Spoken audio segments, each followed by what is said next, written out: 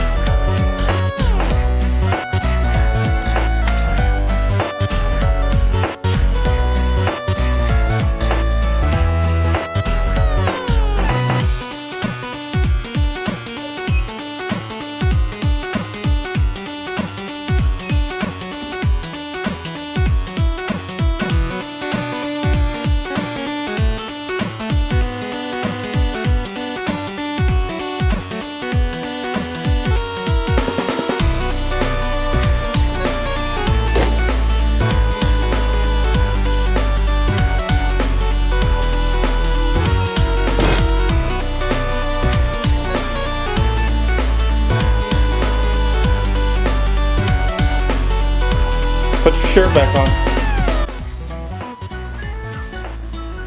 Yeah, that's better. The reality.